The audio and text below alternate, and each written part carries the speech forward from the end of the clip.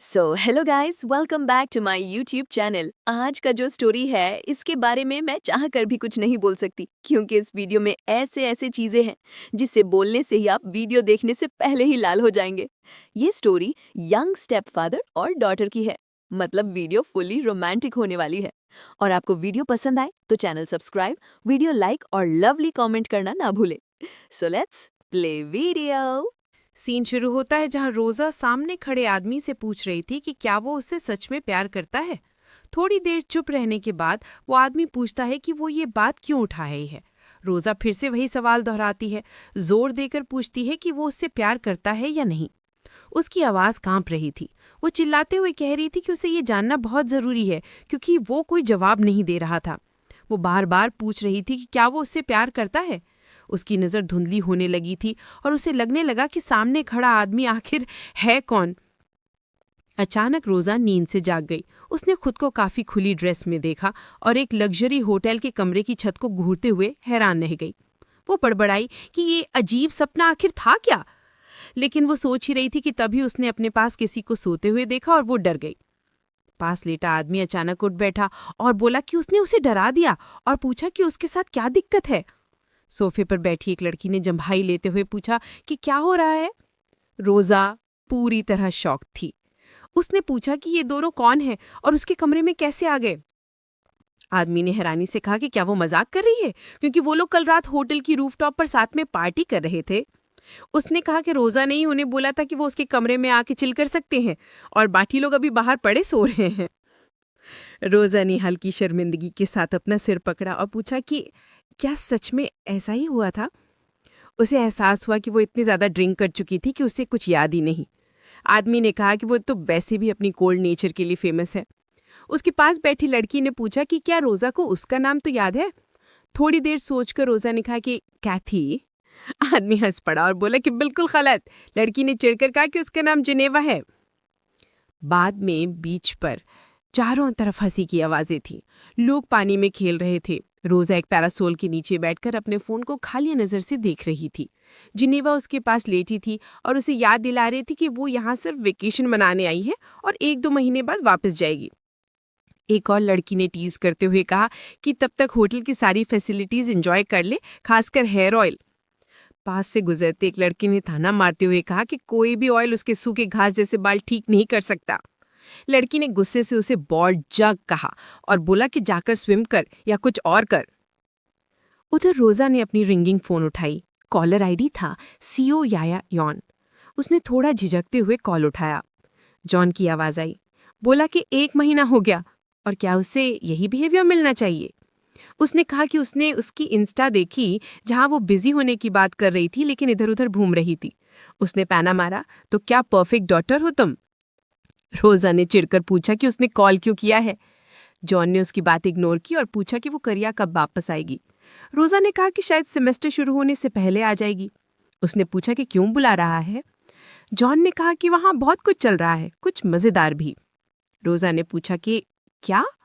John awkward हंसी हंसकर बोला कि बताना मुश्किल है, अगर जानना है तो खुद करिया आकर ये देख ले। ये वेग जवाब सुनकर रोजा कंफ्यूज्ड हो गई।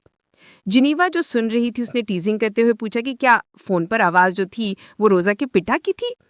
रोजा ने धीरे से कहा कि उसका कोई पिता नहीं है। जिनीवा ने फिर पूछा कि क्या वो उसका कोरियन बॉयफ्रेंड है।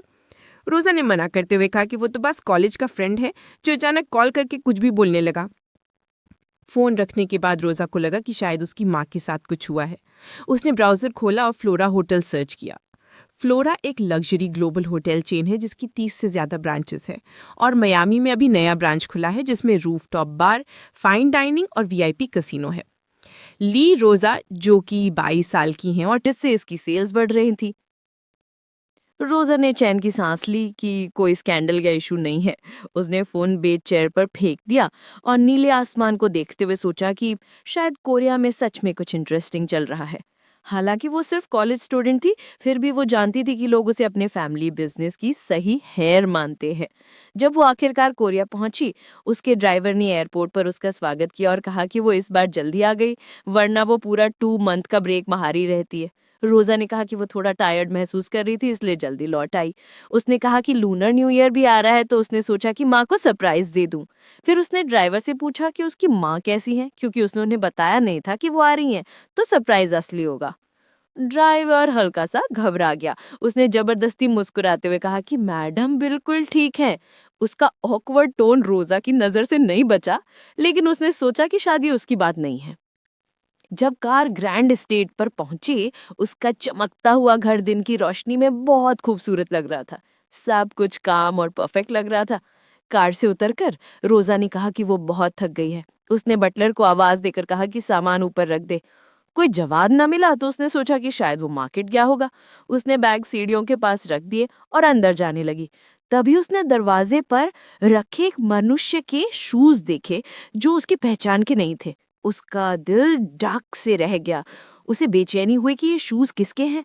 वो धीरे धीरे ऊपर चढ़ी। उसे अपनी माँ के बेडरूम से धीमी आवाजें सुनाई दे रही थीं।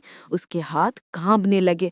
वो दरवाजे के पास रुकी और खुद से बोली, तैयार हो जा, कुछ भी देखने के लिए।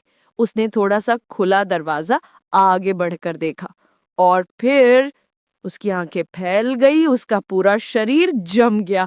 एक आदमी उसकी माँ को बिस्तर पे बहुत पैशन से किस कर रहा था। ये नजारा उस पर बिजली की तरह गिरा। वो ना सांस ले पा रही थी, ना सोच पा रही थी। उसने जिंदगी में बहुत कुछ झेला था, लेकिन इस जैसी शौक उसे कभी नहीं लगी थी। उसकी माँ ने सिर घुमाया और उसे देखकर डर गई। वो हकलाते हुए पूछने लगी कि वो इतनी जल्दी कैसे आ गई। वो आदमी भी आधा नंगा होकर शॉक्ड था और रोजा को घूर रहा था। रोजा का दिल जोर जोर से धड़क रहा था। उसके अंदर डिसबिलीव भरी हुई थी। उसी पल उसकी 22 साल की परफेक्ट लाइफ टूटती हुई महसूस हुई। इसके बाद रोजा ने पूछा कि क्या उसे उस आदमी से बाहर बात करनी चाहिए। उसकी माँ ने कामली हाँ कहा। रोजा ने पूछा कि वो ऐसा अचानक बिहेवियर क्यों कर रही हैं। अभी तक उसकी माँ हर आदमी को उससे दूर रखती थी। उसकी माँ ने हल्का सा साए लेते हुए कहा कि वो सारे आदमी डेट्स नहीं थे, वो बस कन्वीनियंस के लिए थे। आखिर वो फ्लोरा ग्रुप की चेयरवुमन थी। लेकिन इस बार उसने कहा, यान वो बाकी सबसे अलग है। रोजा ने आईब्रो ऊपर उठाया। अलग? क्या इसलिए क्योंकि उसके पीठ पर वो टैटू है? उसकी माँ की आंखें थोड़ा फैल गई। उसे हैरानी हुई कि रोजा ने टैटू देख लिया। वो ऑकवर्ड हंसी। आजकल किड्स तो टैटू करवाते ही हैं। रोजा ने तीखे अंदाज में कहा, हाँ किड्स करवाते हैं, पर आप क्यों किसी ऐसी आदमी को डेट कर रही हैं, वो भी इतनी रिडिकुलस डिजाइन वाले टैटू वाले आदमी को। उसने पूछा कि आपको पता भी है कि वो करता क्या है, उसकी उम्र क्या है। उसकी माँ ने ऑलमोस्ट कैजुअली कहा कि वो 24 साल का है। रोजा एकदम स्टन्ड रह गई। वो खुद 22 की थी। उसका दिल बैठ गया। उसे लगा, क्या उसकी माँ सच में इतनी डेस्परेट है। इससे पहले कि रोजा कुछ और कहती, सूर्यो ने बोला कि उसकी माँ ने 20 साल बिना किसी पार्टनर के गुजारे हैं और वो बहुत लोनली रही होंगी। रोजा ने मन में सोचा, माँ अभी 50 भी नहीं हुई, ये क्या हो रहा है। सूर्यो ने कहा कि वही वो आदमी है जिसने उसकी माँ की लोनलीनेस को दूर किया है। वो बोला कि वो दिल से अच्छा इंसान है और अगर वो साथ रहेंगे तो वो उसकी माँ के अंदर की खाली फीलिंग को भरने में मदद करेगा, जो उसे अकेले रोजा को पालते हुए महसूस हुई थी। रोजा ने अचानक गुस्से में बात काट दी और पूछा कि वो उस वर्ड को क्यों ला रहा है। सिरियन ने हल्के से मुस्कुराते हुए कहा कि उसकी माँ ने पहले ही उसे बता दिया था कि अब से वो उनके साथ रहने वाला है। ये सुनकर रोजा हैरान रह गई और कुछ बोल ही नहीं पाई। बाद में जब वो टेबल पर रखी फैमिली फोटो को देख रही थी, तब यन वो कमरे में आया। उसने पोलाइटली उसे ग्रीट किया और पूछा कि उसकी माँ से हुई बात सही से हुई या नहीं। रोजा घृणा वाले एक्सप्रेशन के साथ उसकी तरफ मुड़ी और चुपचाप बाहर चली गई। यानबू ने उसे रोकने की कोशिश की और कहा कि उसने सिरियन से उसके बारे में बहुत सुना था और उसने नहीं सोचा था कि वो इतनी जल्दी मिलेंगे। जैसे ही रोजा सीढ़ियां चढ़ने लगी, उसने उसे पीछे से कहा कि उसे पता है कि उसकी माँ ने उसे कहा होगा कि वो उसके साथ अच्छा बिहेव करे, लेकिन उसका मन नहीं है। जैसे ही सेमेस्टर्स शुरू होगा, वो वैसे भी बिजी हो जाएगी। तब तक के लिए वो सिर्फ उसे एक लिव इन वर्कर समझेगी और उसे ऑर्डर दिया कि वो उससे बात ना करे। उसका रिएक्शन देखे बिना वो ऊपर चली गई। सायन जो पास खड़ा था हंसते हुए यानबू से बोला कि चिंता मत कर, रोजा अभी बस कोल्ड बिहेव कर रही है, बाद में ठीक हो जाएगी। यानवो ने हल्की मुस्कान देते हुए कहा कि उसे चिंता नहीं है, आखिर वो अपनी माँ की ही बेटी है। फिर वो सयन के थोड़ा और करीब आ गया। शाम को सीन एक शांत बार में शिफ्ट होता है जहां जियान बैठा हुआ था और मूड में रिलैक्स था। रोजा ने पूछा कि क्या यही वो बात थी जिसका उसने पहले इशारा किया था। जॉन कंफ्यूज होकर बोला कि वो किस बारे में बोल रही है। रोजा ने गुस्से में बोला कि उसकी माँ ने उसके पीछे किसी कम उम्र के आदमी से रिश्ता बना लिया है। जॉन ने ड्रिंक पीते पीते लगभग खांस दिया और पूछा कि क्या वो चेयरवुमन ली की बात कर रही है। जब रोजा ने सिर हिलाकर हाँ कहा तो उसने पूछा कि वो आदमी कौन है। रोजा ने बताया कि जॉन ने उसे कहा था कि उसकी माँ का कोरिया में कोई काम है और उसने उसे कॉल भी किया था। जॉन हंसते हुए बोला कि वो कॉल तो मजाक था, वो बोर हो रहा था और उसने उसके साथ मजाक कर दिया था। रोजा उसे घूरने लगी जैसे वो पागल हो गया हो, लेकिन जॉन ने हाथ हिलाकर कहा कि अभी ये मुद्दा नहीं है। उसने कहा कि वो बैठकर सब डिटेल में बताए। हालांकि रोजा इरिटेटेड थी, फिर भी उसे पता था कि जियान ही एक ऐसा इंसान है जिससे वो दिल की बात कह सकती है। उसने लंबी सांस ली और बताया कि वो आदमी सिर्फ 24 साल का है। जियान हैरान रह गया और बोला कि ये तो उसकी माँ की उम्र का आधा है। उसने मजाक में कहा कि उसकी माँ को रिस्पेक्ट मिलना चाहिए कि वो लाइफ इतने खुले अंदाज से जी रही है। रोजा ने उसे घूर कर पूछा कि उसकी गैर मौजूदगी में आखिर क्या हुआ था और क्या उसे कुछ पता है। जियान ने कंधे उचकाए और कहा कि ये उसका घर है, उससे ज्यादा उसे क्या पता होगा। लेकिन उसने ये भी माना कि ये रिश्ता सुनने में अच्छा नहीं लगता। फिर उसने पूछा कि उस आदमी का नाम क्या है। रोजा ने बताया कि उसका नाम यनवू है। जियान ने कहा कि उसने उसका नाम कभी नहीं सुना और पूछा कि वो दिखता कैसा है। रोजा थोड़ी देर रुकी और उसके चेहरे को याद किया। उसे याद आया कि उसके अंदर एक अजीब तरह का दुख भरा माहौल था, कुछ परेशान करने वाला लेकिन अजीब तरह से आकर्षक भी था। पहली नजर में वो बहुत स्ट्राइकिंग था, लेकिन आंखों में अंधेरा सा गहरा दुख था, जैसे उसने बहुत कुछ सहा है। उसने जियान से कहा कि वो अपनी उम्र से काफी बड़ा लगता है। बार से बाहर निकलते समय जियान ने पूछा कि अब उसका क्या प्लान है। रोजा ने धीरे से कहा कि उसे अभी पता नहीं। जैसे वे पास की एक हॉलवे से गुजरे, उन्होंने कुछ लोगों को बात करते सुना। एक आदमी पूछ रहा था कि क्या इस समय कोई आदमी अवेलेबल है, क्योंकि जापानीज एग्जीक्यूटिव्स का एक ग्रुप आया है। रिसेप्शनिस्ट से पूछा कि उन्हें लड़कियां चाहिए या लड़के। उस आदमी ने कहा कि उन्हें अच्छे दिखने वाले लड़के चाहिए। फिर किसी ने पूछा कि यनवू कहाँ है। रिसेप्शनिस्ट ने थोड़ी देर रुककर जवाब दिया।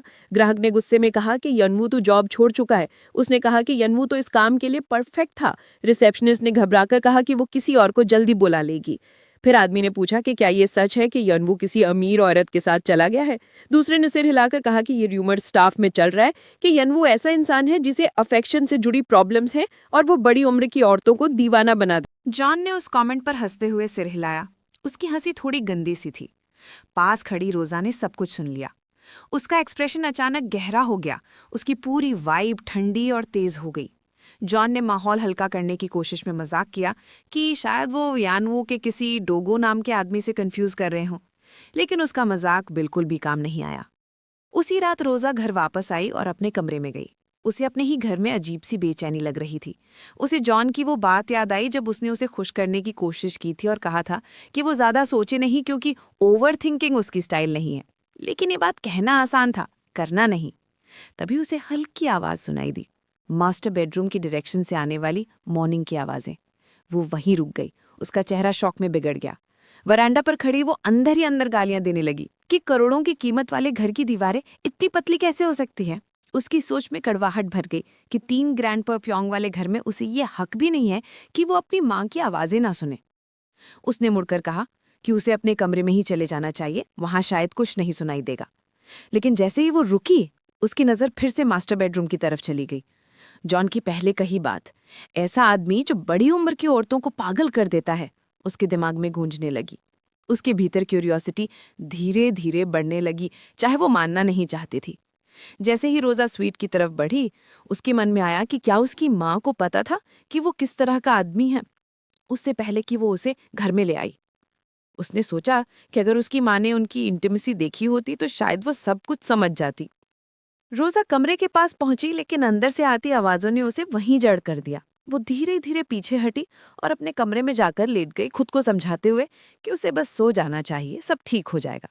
उसे लगा कि अगर वो इग्नोर कर देगी तो ऐसा लगेगा कि कुछ हुआ ही नहीं। वैसे भी वो क्यूरियोसिटी वाला इंसान नहीं थी। लेकिन दीवार की दूसरी तरफ से आती लगातार आवाजों ने उसे आराम नहीं करने दिया। बिस्तर पर लेटे हुए उसने खुद से कहा कि उसके हेडफोन्स कहाँ हैं। दूसरी तरफ यानवू उसकी माँ के साथ था। वो घबराहट से फुसफुसाया कि अगर बाहर किसी ने सुन लिया तो। उसने कहा कि रोजा भी जाग सकती है, लेकिन सिरियोन ने ठंडे स्वर में उसे डांट कर कहा कि रुक ना मत, सब इग्नोर करो और वही करते रहो जो कर रहे हो। यानवू की नजर कमरे में रखी सिरियोन और रोजा की फ्रेम्ड फोटो पर पड़ी। वो एक पल के लिए रुका, फिर हल्की सी आवाज में बोला कि वो कंटिन्यू करेगा। अगली सुबह नाश्ते के दौरान एक चम्मच गलती से टेबल के नीचे गिर गई। जब रोजा उसे उठाने के लिए नीचे झुकी तो वो फिर से फ्रीज हो गई। नीचे से यानवू उसे घूरते हुए मिला। उसने जल्दी से कहा कि वो बैठी रहे, वो चम्मच उठा लेगा। रोजा सीधी बैठ गई, लेकिन अंदर से बेचैनी होने लगी, जैसे कुछ अजीब देखा हो। अब 2 हफ्ते हो चुके थे उसे कोरिया वापस आए हुए। इस दौरान उसने नोटिस किया कि यानवू घर में कितनी आसानी से घुल मिल गया था। वो घर की चीजें ऐसे इस्तेमाल करता जैसे वो उसकी ही हो। वो स्टाफ के साथ फ्रेंडली था और उसी तरह वो रोजा के साथ भी बिहेव करता था। एक दिन जब रोजा जॉगिंग पर जाने वाली थी तो यानवू ने पूछा कि वो कहाँ जा रही है। उसने उसे एक कप गर्म पानी दिया और कहा कि साथ ले जाए, मौसम ठंडा है और उसे कोल्ड नहीं होना चाहिए। रोजा उसकी टोन से चौंक गई और उसे फेमिलियरिटी से घृणा होने लगी। उसने कुछ नहीं कहा और सीधा अपनी कार की तरफ भाग गई। कार में बैठते ही उसने चिड़चिड़ेपन से दांत भींचे, सोचते हुए कि उसने पहले ही उसे कहा था कि उससे बात ना करे, फिर भी वो ऐसे बिहेव करता जैसे वो उसका पिता हो या उस पर कोई हक रखता हो। उसे घुटन सी होने लगी और उसने सोचा कि शायद होटल में रहना बेहतर होगा। पर जैसे ही उसने सोचा, उसे पहले से ही होटल स्टाफ की गॉसिप सुनाई देने लगी कि चेयरवुमन की बेटी होटल में क्यों रह रही है, घर में क्या हुआ, सब ठीक है या नहीं। ये सोचकर वो और थक गई। रोजा ने गहरी सांस ली, खुद को मेंटली एग्जॉस्टेड महसूस करते हुए। उसे लगा कि यानवू सच में बहुत ज्यादा है। वो समझ ही नहीं पा रही थी कि उसकी माँ कैसे किसी अजनबी आदमी को एक रात में घर में ले आई, उसे फैमिली कहा और उसके साथ रहने दिया। उसके बाद रोजा ने देखा कि यानवू एक टेबल के पास से गुजर रहा था और अचानक वो थोड़ा लड़खड़ा गया। रोजा ने सोचा कि शायद वो बस कोई रैंडम आदमी है जो कभी ड्रिंक सर्व करने का काम करता था, उसकी ही उम्र का, और जिसे यहाँ रहने का कोई हक नहीं था। जब वो इन बातों में खोई हुई थी तभी यानवू अचानक वहां आ गया और एक रैग से सफाई करने लगा। उसे फ्लोर साफ करता देख रोजा की इरिटेशन और गहरी हो गई। उसे लगा कि ये साफ सफाई वाली चीजें ही हैं जो उसे करनी चाहिए। फिर भी उसके अंदर कुछ ऐसा था जो रोजा को बेचैन कर रहा था। उसकी नज़र अनजाने में ही उसकी तरफ खिंच गई और वो खुद को उसके बट और फिर उसके पोस्चर को देखते हुए पाई। तभी हॉलवे से नैनी ने यानवू को बुलाया। उसकी आवाज़ सुनकर रोजा तुरंत नीचे झुक गई, पहली मंजिल पर होने के बाद भी खुद को छुपाते हुए कि उसे कोई देख न ले। नैनी अंदर आई और पूछा कि क्या कहीं कुछ गिरा है और कहा कि वो खुद साफ कर देगी क्योंकि ये उसका काम है। लेकिन यानवू ने विनम्रता से मना कर दिया और कहा कि वो खुद साफ कर लेगा और अगर नैनी के पास और काम है तो वो परेशान ना हो। नैनी ने उसकी तारीफ की कि वो कितना वेल मैनर्ड है और फिर उसने कहा कि वो ग्रोसरी शॉपिंग के लिए जा रही है। जाने से पहले उसने पूछा कि उसे रात के खाने में कुछ खास चाहिए क्या। यानवू थोड़ा हिचकिचाया, फिर बोला कि डिनर का मेन्यू तो उसी परिवार को डिसाइड करना चाहिए जो इस घर में रहता है। नैनी मुस्कुराई और चेयरफुल आवाज में कहा कि वो भी तो यहाँ रहता है तो इसलिए उसे भी सजेशन देने चाहिए, और उसे याद दिलाया कि वो सबके साथ टेबल पर बैठता है। उसकी ये बात सुनकर यानवी थोड़ी देर खामोश रहा और फिर हल्की अनिश्चित सी मुस्कान के साथ सिर हिला दिया। शाम को रोजा बाथटब में बैठी पूरी तरह थकी और ड्रेन महसूस कर रही थी। उसे यूजीन वॉन के साथ अपने कनेक्शन के बारे में सोचकर और भी थकान महसूस हो रही थी, क्योंकि उनसे बार बार डील करना उसे मेंटली एग्जॉस्ट कर रहा था। उसे इच्छा हुई कि काश वो सोचना ही बंद कर दे, उसका दिमाग पूरा शांत हो जाए। कुछ देर पानी में बैठने के बाद वो उठी और टाल लपेटकर बाहर आई, लेकिन जैसे ही उसने दरवाजा खोला वो फिर से फ्रीज हो गई। यानवू हॉल में खड़ा था, उसके हाथ में रोजा की एक ब्रा थी। उनके बीच की हवा अचानक भारी हो गई। रोजा की नजर उस चीज पर गई, फिर उस पर। उसका चेहरा लाल हो गया और उसने कहा कि ये उसकी है। यानवू घबरा गया, हाथ कांपे और उसने तुरंत ब्रा गिरा दी। उसका चेहरा शर्म से लाल हो गया और वो हकलाते हुए बोला कि उसने लगा घर पर कोई नहीं था और उसने सोचा कि वो बाहर गई होगी। वो ऑकवर्ड तरीके से बोला कि उसे पता है कि ये सब कैसे दिख रहा है, लेकिन वो सब एक्सप्लेन कर सकता है। इससे पहले कि वो कुछ और बोल पाता, उसने अपना चेहरा दूसरी तरफ मोड़ लिया ताकि वो रोजा को ना दिखे और कहा कि वो पहले अपने कपड़े पहन ले। लेकिन रोजा उसकी तरफ बढ़ी। उसकी आंखों में घूरते हुए उसने अपना हाथ उसके चेस्ट पर ठोककर उसे पीछे धकेला। रोजा थोड़ा उसके करीब झुकी। उसका एक्सप्रेशन बिल्कुल अनरीडेबल था। यानवू ने आंखें कसकर बंद कर ली और फिर बोला कि ये वैसा नहीं है जैसा वो सोच रही है, वो कुछ गलत नहीं कर रहा था। लेकिन उसकी बात पूरी होने से पहले रोजा ने उसे जोर से थप्पड़ मार दिया। थप्पड़ लगने के बाद यानवू कुछ पल तक स्टन खड़ा रहा। उसे समझ नहीं आया कि अभी क्या हुआ। उसने जल्दी से माफी मांगी और कहा कि सब एक गलतफहमी थी, लेकिन रोजा ने उसे काट दिया और ठंडी आवाज में कहा कि वो गुस्सा नहीं थी, बस उसे मारना था। उसने कहा क्या वो उसे वापस मारना चाहता है या फिर वो माँ के पास जाकर बोलेगा कि उसकी बेटी ने उसे थप्पड़ मारा क्योंकि उसने उसे नेकेड देख लिया। उसकी आवाज में चुनौती थी। उसने कहा कि वो चाहे कुछ भी कर ले, वो कुछ नहीं कर सकता। फिर उसने चेतावनी दी कि जब तक वो इस घर में उसके साथ एक ही छत के नीचे रहेगा वो उससे इसी तरह परेशान करती रहेगी, सिर्फ इसलिए क्योंकि उसकी मौजूदगी ही उसे असहज महसूस करती है। यानवू ने अपनी नजरें झुका लीं। उसके चेहरे पर शांत दर्द और निराशा दिख रही थी। उसका चेहरा देखकर रोजा ने कहा कि उसकी उम्र से 2 साल छोटी लड़की से मार खाना और इंसल्ट होना बहुत ह्यूमिलेटिंग होना चाहिए। अगर वो उसकी जगह होती तो खुद को बिल्कुल बेकार महसूस करती। फिर भी वो वहीं खड़ा रहा, शांत, बिना कुछ कहे, बिना अपनी सफाई दिए। उसने कहा कि वो उसकी बात ध्यान से सुने। उसे स्टेप फादर की जरूरत नहीं है। वो चाहे तो खुद घर छोड़ दे या फिर बाहर फेंक दिया जाएगा, चॉइस उसकी है। ये कहकर वो मुड़ी जाने ही वाली थी कि अचानक वो फ्रीज हो गई क्योंकि यानवू ने उसका पैर पकड़ लिया था। वो चौंक कर नीचे देखने लगी। वो घुटनों के बल था, उसका हाथ उसकी एड़ी पकड़े हुए। कृपया मेरी बात सुन लीजिए, वो विनती कर रहा था। उसने कहा कि उसने कई बार आवाज लगाई थी पर जवाब नहीं मिला, इसलिए उसे लगा कि कमरा खाली है। रोजा उसे गौर से देख रही थी। गुस्से के पीछे एक अजीब जिज्ञासा उभर रही थी। वो जिस आसानी से घुटनों पर बैठ गया था, वो घबराहट जैसी बात नहीं थी, जैसे उसे पहले भी बहुत बार ऐसा करना पड़ा हो। उसकी आवाज कांप रही थी। वो कह रहा था कि वो गलत था, बस चेयरवुमन को मत बताना। मैं कुछ भी कर लूंगा, उसने रोते हुए कहा। रोजा झुकी और उसका चेहरा पकड़ लिया, उसकी आंखों में सीधा देखते हुए। फिर ठंडी सख्त आवाज में बोली, बाहर जाओ।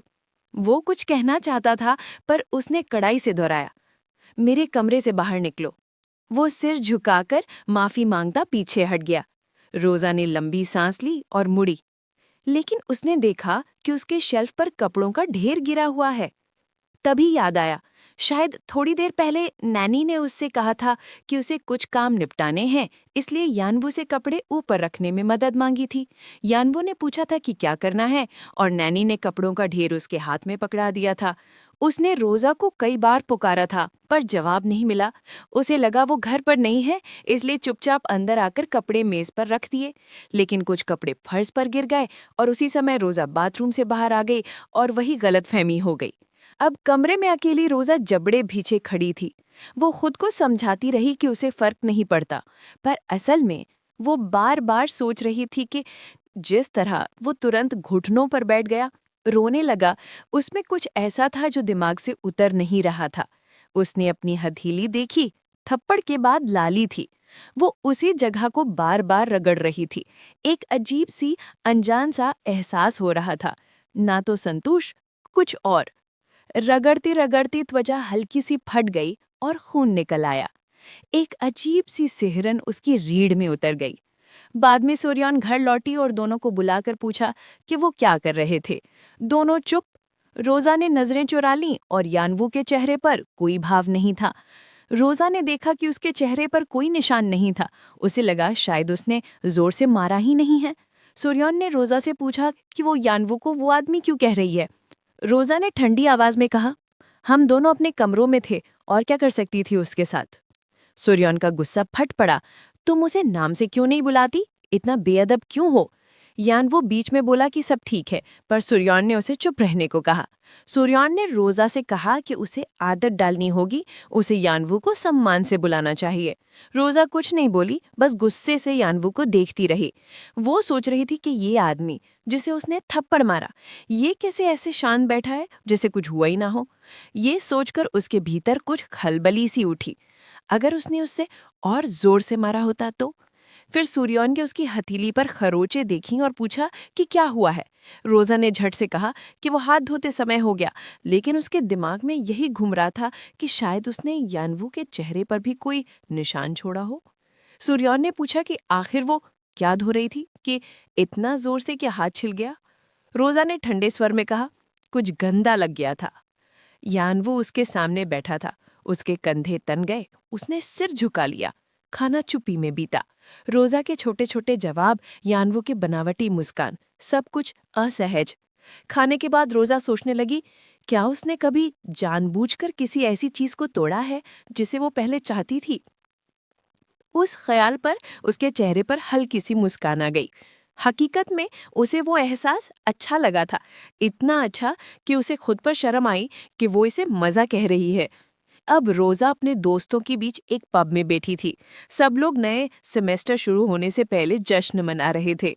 वो आना नहीं चाहती थी, घर पर रहकर आराम करना चाहती थी, लेकिन माँ ने कहा कि वो तीनों साथ खाना खा सकते हैं या वो अपने किसी दोस्त को बुला ले।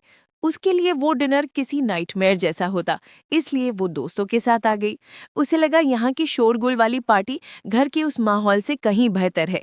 चारों तरफ हंसी, बातें, ड्रिंक्स। किसी ने चिल्लाकर पूछा कि वो लाल पफर जैकेट वाला कौन है। पहचाना सा लग रहा है पर ठीक से पहचान नहीं पा रहा। रोजा मुड़ी तो देखा, एक लड़का खुशी से बोला, अरे वो तो जियान है। जियान ने हंसते हंसते सबको नमस्ते किया। उसने मजाक में कहा कि दोस्त के बाल इतने बढ़ गए हैं कि वो पहचान ही नहीं पा रहा। दोनों ने हंसते हंसते एक दूसरे को हल्का सा धक्का दिया। पास की लड़की ने पूछा, जियान कहाँ बैठेगा, क्या जगह बदलनी पड़ेगी? लेकिन जियान ने कहा कि नहीं, यहाँ खाली है। वो रोजा की तरफ आया और उसके कंधे को हल्का सा धक्का देकर बोला, क्या बात है, नींद आ रही है क्या? वो बस उसे घूर कर रह गई, जैसे कोई असर ही ना पड़ा हो। मेज पर शोर बढ़ने लगा। यौन ने बोतल उठाकर नाटकीय अंदाज में खोली। सब हंस पड़े। वो एग्जैजरेट अंदाज में सबको ड्रिंक परोसता हुआ बोला, जितना प्यार करता हूँ उतना ही डाल रहा हूँ। सब ने गिलास उठाए। प्यार के साथ जियो। रोजा सब देख रही थी, खामोशी से। सो यान हुयोंग कंस्ट्रक्शन के चौथे बेटे। वो बचपन में सोशल गैदरिंग्स में एक दूसरे को जानते थे, लेकिन असल में करीब तब आए जब दोनों एक ही यूनिवर्सिटी डिपार्टमेंट में आए। रोजा को याद आया, एक बार यौन ने उसे चिढ़ाया था कि वो करियर स्कैंडल वाला आर्टिकल पढ़ रही है और बोला था कि उसे नहीं पता था कि वो दोनों एक ही फील्ड में होंगे। वो उसका नाम गेस करने लगा, रोज। और जब उसने जवाब नहीं दिया तो वो फिर से गेस करने लगा। डैंडेलाइन के बाद उसने कुछ और फ्लावर्स के बारे में सोचा, फिर आखिर में उसे याद आया और वो गर्व से बोला, रोजा। वो उसे हमेशा से एक स्मूथ बात करने वाला इंसान लगती थी, ऐसा लड़का जो बिना कोशिश किए भी किसी को हंसा सकता था। उसकी लुक्स हर जगह लोगों का ध्यान खींच लेती थीं, और भले ही वो ऊपर से केयरलेस लगता था, लेकिन ज़रूरत पड़ने पर काफ़ी शांत और संभला हुआ निकलता था। उनके डिपार्टमेंट में ज़्यादातर लोग बड़े घरों से आते थे, इसी वजह से सब एक दूसरे को जानते थे। लेकिन रोज़ा के लिए जॉन से उसकी नज़दीकी सिर्फ इस वजह से नहीं थी, रीजंस कहीं ज़्यादा कॉम्प्लिकेटेड थे। प्रेजेंट में रात बढ़ती गई और किसी ने दूसरे राउंड की ड्रिंक लेने को कहा। कुछ लोगों ने कराओके जाने का आइडिया भी दिया, कुछ लोग मान गए, लेकिन जॉन का ध्यान कहीं और था। उसे अपने पैर से कुछ छूता हुआ महसूस हुआ। वो रोज़ा की लेग थी, एक चुप सिग्नल। जॉन हल्का सा झुककर बोला कि क्लासेस शुरू होने के बाद फिर मिलना चाहिए। उसके पास बैठी गर्ल ने हैरानी से कहा कि अभी तो उसने कहा था कि उसके पास कोई प्लान नहीं है। जैन मुस्कुराया और बोला कि अभी अभी एक प्लान बन गया है, और टेबल के नीचे हल्के से अपनी उंगलियां रोज़ा की स्लीव पर फिराईं। रात को पार्टी से निकलने के बाद जियान उसके पीछे पीछे बाहर आया। चलते चलते उसने छेड़ने वाले अंदाज में पूछा कि क्या उसके फादर ने फिर उसे परेशान किया है। कहा कि स्ट्रेस निकालने का ये तरीका अच्छा नहीं होता। रोज़ा मुड़ी और गुस्से से बोली कि अगर वो बेकार बातें ही करेगा तो उसके साथ आया ही क्यों। जैन ने कंधे उचकाए और कहा कि उसके लिए तो ये स्ट्रेस नहीं, बस फन है। दोनों एक होटल पहुंच गए। अंदर जाते ही जैन ने उसे अपनी तरफ खींचा और जोर से किस किया। रोज़ा ने रोकने की कोशिश नहीं की, दोनों सोफा की तरफ लड़खड़ाते हुए बढ़े। उनके मूव्स गर्म और बेताब थे। उसने अंदर जाते हुए पूछा कि वो फोकस क्यों नहीं कर पा रही, क्या उसका अपने नए बैट से झगड़ा हुआ है। रोज़ा का चेहरा तुरंत सख्त हो गया। उसने वार्निंग दी कि अगर उसने दोबारा ऐसा कहा तो वो उसे मार देगी। जैन बस स्मर्क करता रहा और धीमे से बोला कि क्या वो उसे सिखाए कि अपने फैमिली को कैसे शर्मिंदा महसूस कराते हैं। उसकी बातें और तेज होती गईं।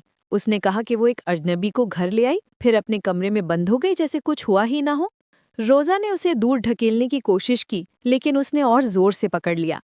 एक पल के लिए उसे लगा कि उसके सीने में कुछ भारी सा बैठ गया है, जैसे वो कहीं की नहीं है, घर की भी नहीं। उसे महसूस हुआ कि वो धीरे धीरे अंदर से खाली होती जा रही है। उसकी सांसें गड़बड़ हो गई और उसके मुंह से हल्की सी आवाज निकली, गुस्से और उलझन के बीच फंसी हुई। जैन और करीब झुककर बोला कि क्या वो दूसरी जगह जाकर एक और राउंड करना चाहती है। रोज़ा ने गुस्से से उसे पागल कहा, लेकिन जैन हंसता रहा और बोला कि उसका नया स्टेपडैड एक दिन पछताएगा। शायद उसे ये भी पता नहीं कि उसकी स्टेपडॉटर कितनी खूबसूरत है। वो बोला, बात करना बंद करो और बस चलो। रोज़ा वहीं जम गई। उसकी इच्छा के खिलाफ यान वू का चेहरा उसके आंखों के सामने आ गया। वही एक्सप्रेशनलेस शांति, वही चुप इरिटेशन। उसका दिल दर्द से सिकुड़ गया। वो धीरे से बोली, अगर जॉन को यही चाहिए तो ठीक है। रात का सीन बदल गया। एक प्राइवेट डाइनिंग हॉल में सेरोयान यानवू के सामने बैठी थीं। माहौल शांत था, जैसे कोई छोटा सेरेमनी चल रहा हो। सिरियान ने हल्की मुस्कान के साथ उसके सामने एक छोटा बॉक्स सरकाया। यानवू ने नीचे देखा, उसमें एक रिंग थी। जब उसने रिंग पहनी तो सिरियान बोली कि ये सरप्राइज है, उन दोनों की मैचिंग रिंग है। उसने पूछा कि उसे पसंद आई या नहीं। यानवू ने कुछ देर देखा और बोला कि उसे ऐसी चीज़ों का ज़्यादा नॉलेज नहीं है, लेकिन वो समझ सकता है कि ये सुंदर है। उसने पूछा कि क्या वो सच में इसे ले सकता है। सिरियान हंसकर बोली कि अगर वो दे रही है तो उसे लेना ही होगा। फिर उसने कहा कि शायद साइज गलत हो गया हो, बुक एक्सचेंज कर दे। यानवू ने कहा कि बाद में कर लेंगे, अभी वो इसे इंडेक्स फिंगर में पहन लेगा। सिरियान ने कहा कि प्लान तो ये था कि वो दोनों रिंग्स को रोज़ा के सामने एक्सचेंज करेंगे, लेकिन लगभग 1 महीना हो गया साथ में रहते हुए भी रोज़ा ने अभी तक उसे एक्सेप्ट नहीं किया। वो बोले कि पता नहीं रोज़ा उसे इतनी डिसलाइक क्यों करती है। उसने ये भी कहा कि रोज़ा एक ड्रिंकिंग पार्टी में गई है जहां वो रेयरली जाती है। वो बोली कि उसे समझ नहीं आता कि रोज़ा उसे इतना डिसलाइक क्यों करती है। यानवू ने शांत होकर कहा कि वो चिंता ना करे, वो और कोशिश करेगा क्योंकि वो सच में रोज़ा से क्लोज होना चाहता है। सीन रोज़ा की तरफ शिफ्ट होता है। जेएन शावर ले रहा था। रोज़ा ने उससे पूछा कि पिछली बार जिस बार में वो गए थे, क्या वो उसके फादर का ही था। जैन ने कहा कि नाम किसी और का है, लेकिन असल में उसके डैड ही उसे क्लाइंट्स एंटरटेन करने के लिए चलाते हैं। रोज़ा उसके पास आई और बोली कि वो उसकी एक बात माने। वो चाहती है कि जैन पता लगाए कि क्या यानवू वही यानवू है जो उनके घर में रहता है, और अगर हाँ तो वो वहाँ काम करने कैसे आया और उसकी माँ से उसकी मुलाकात कैसे हुई। सीन वापस सिरियान की ओर जाता है। वो यानवो से कहती कि उसे उसकी नहीं बल्कि रोज़ा की चिंता है। अगले दिन घर पर सर यान एक वर्कर से बात कर रही थीं, पूछ रही थीं कि प्लांट्स को बाहर ले जाना ठीक रहेगा या नहीं। गार्डनर ने कहा कि ठीक होगा क्योंकि इस साल स्प्रिंग ज्यादा गर्म थी। यानबू ने कुछ अरेंजमेंट के बारे में पूछा, लेकिन सरयान जवाब देती उससे पहले ही वो आगे झुका और उससे किस कर लिया। सेरियन ने समझाया कि स्प्रिंग शुरू हो गई है, इसलिए वो बॉन्जाई जो अभी तक अंदर रखे थे अब गार्डन में शिफ्ट कर रहे हैं। यानबू ने पास रखे एक पॉट को देखा। उसे लगा कि वो नकली है, लेकिन वो असली था। सेरियन मुस्कुराई और बोली कि ये ब्लैक पाइन है जो उसने अपनी बेटी रोज़ा के जन्म के साल खुद लगाया था। दोनों एक ही उम्र के थे। रोज़ा ने सख्ती से कहा कि अगर प्लांट में जरा भी गिरावट दिखे तो केयरटेकर बदल दिया जाएगा, और अभी तक वो 6 केयरटेकर्स बदल चुकी है। गार्डनर ने सिर झुकाकर वादा किया कि वो इसका अच्छे से ध्यान रखेगी। यानबू ने हल्के से रोज़ा के कंधे पर हाथ रखा और बोला कि उसे सच में बहुत प्यार मिलता है। उसका हाथ महसूस होते ही रोज़ा का चेहरा सख्त हो गया और वो बुदबुदाई कि लगता है उसकी माँ को अब उस प्लांट की ज्यादा चिंता है, उसकी नहीं। सरयॉन ने हल्के मजाक में कहा कि कम से कम प्लांट नरम है, 22 साल में उसने कभी परेशानी नहीं दी। रोज़ा हल्का सा हंसी और बोली कि माँ उसे लेकर ज्यादा टेंशन ना करे, वो भी हमेशा उसे ऑब्जर्व करती रहती है। तभी रोज़ा का फोन बजा। उसने बताया कि टैक्सी आ गई है और वो निकल रही है। सरयॉन ने पूछा कि क्या आज क्लासेस शुरू हैं और कहा कि वो भी काम पर जा रही है तो दोनों साथ चल सकते हैं। रोज़ा ने मान लिया और दोनों निकल गए। गार्डनर ने भी कहा कि वो अपने काम पर लौटेगी। यानवू ने पीछे से पूछा कि क्या उसे पॉट्स उठाने में मदद चाहिए। गार्डनर ने पोलाइटली मना किया कि ये उसका काम है। यानवू ने पूछा कि क्या वो पूरा गार्डन अकेली संभालती है। उसने बताया कि वो मेन बिल्डिंग संभालती है जबकि एनेक्स के लिए अलग स्टाफ है। यानवू ने कहा कि अगर वो फ्री हो तो सिंपल कामों में मदद कर देगा, उसके पास बहुत समय है। गार्डनर थोड़ी शर्माई, लेकिन उसने ये ऑफर स्वीकार कर लिया। दूर खड़ी रोज़ा उन्हें देखते हुए बुदबुदाई कि वो ये सब जानबूझकर कर रहा है, उसके करीब आने के लिए। कॉलेज में टीचर ने क्लास से कहा कि उसे पता है कि सब ग्रुप प्रोजेक्ट पसंद नहीं करते, लेकिन बिजनेस स्टडी और टीम वर्क एक दूसरे से जुड़े हैं। उसने कहा कि फ्यूचर में भी उन्हें ऐसे लोगों के साथ काम करना पड़ेगा जिन्हें वो पसंद नहीं करते, इसलिए आज जो भी एक दूसरे के पास बैठे हैं वही दोनों पार्टनर्स होंगे। रोज़ा ने बगल में देखा, वहां जियान बैठा था। बाद में बेंच पर बैठकर रोज़ा ने कहा कि उसने pair up with the person next to you वाली लाइन एलिमेंट्री स्कूल के बाद कभी नहीं सुनी थी। वो बोली कि उसे पहले से ही थकान लग रही है और वो थोड़ा आराम चाहती है। जियान ने स्मक करते हुए कहा कि उसे असाइनमेंट पढ़ लेना चाहिए, प्रोफेसर उसका काम अप्रूव कर देगा। थोड़ी देर बाद जियान ने कहा कि यानवू के बारे में पता लगाना आसान है, लेकिन सवाल यह है कि पता लगा के वो करेंगे क्या। उसने कहा कि चाहे यानवू ने सांस बेची हो या बॉडी, सेरॉन को सब पता ही होगा जब उसने उसे घर में लाकर रखा। रोज़ा ने मुंह बनाया और बोली कि किसी नापसंद इंसान के बारे में थोड़ा और जान लेना गलत नहीं है। जियान पीछे झुककर बोला कि अगर उसे यानवू इतना ही बुरा लगता है तो घर से मूव आउट कर ले, माँ से कह दे कि कैंपस दूर है तो उसे अकेले रहना चाहिए। वो बोला कि वो खुद अपने भाई को साल में बस 2 बार देखता है और उसे बहुत अच्छा लगता है। उसका कहना था कि नापसंद लोगों से बचने का सबसे अच्छा तरीका है उनसे दूर रहना। रोज़ा चुप बैठ गई। जियान थोड़ा झुककर बोला कि क्या वो भी यही चाहती है, खुद भी दूर रहना। रोज़ा ने सिरौन के बारे में सोचते हुए कहा कि उसकी माँ 48 की है और अगर चाहे तो प्रेग्नेंट होना इम्पॉसिबल नहीं है। जियान ने कहा कि सही है, लेकिन रोज़ा ने पूछा कि क्या वो चाहता है कि वो उन दोनों को अकेला छोड़ दे जब ऐसी स्थितियां हो सकती हों। जियान ने कहा कि वो ज्यादा सोच रही है, उसे नहीं लगता कि उसकी माँ दूसरा बच्चा प्लान कर रही है। रोज़ा बोली कि शायद उसकी माँ नहीं, लेकिन यानवू, क्या पता वो फैमिली में घुसकर परमानेंटली सेटल होने का प्लान बना रहा हो। वो बोली कि जान जैसा आदमी जिसका अपने पिता से रिश्ता टूटा हुआ है, वो ये बातें नहीं समझेगा। जान ने कहा कि ये बातें सुनकर कर्सेस जैसी लग रही हैं। रोज़ा ने कहा कि डिप्राइव्ड और अनस्टेबल इंसान क्या गलत काम कर सकता है कोई नहीं जानता, इसीलिए उसे यानवू की पिछली लाइफ के बारे में सब जानना होगा। जियान ने कहा कि सीधा अपनी माँ से क्यों नहीं पूछ लेती कि कहीं वो लोग दूसरा बच्चा तो नहीं प्लान कर रहे। रोज़ा ने उसे हैरानी से देखा। फिर जान हंसकर कहने लगा कि चाहो तो ये भी पूछ लेना कि वो लोग कॉन्डम्स यूज़ कर रहे हैं या नहीं। बाद में रोज़ा अपनी माँ के कमरे में गई। उसे लगा घर में कोई नहीं है। पिछले साल तक वो कभी कभी अपनी माँ के बिस्तर पर सो जाती थी, दोनों दिन भर की छोटी मोटी बातें करते हुए सो जाती थी। अब वो सोचती है कि वो ऐसा नहीं कर सकती, उस बेड में जिसमें अब किसी अजनबी की स्मेल बस गई है। माँ और उस आदमी के बारे में सोचकर उसे गुस्सा आने लगा। वो ड्रॉअर के पास गई और एक बॉक्स खोला, सोचते हुए कि कम से कम वो लोग प्रोटेक्शन तो यूज़ करते होंगे। अगर उसने कपल रिंग देखकर ही गलत सोच लिया होता तो वो बेकार ही परेशान रहती।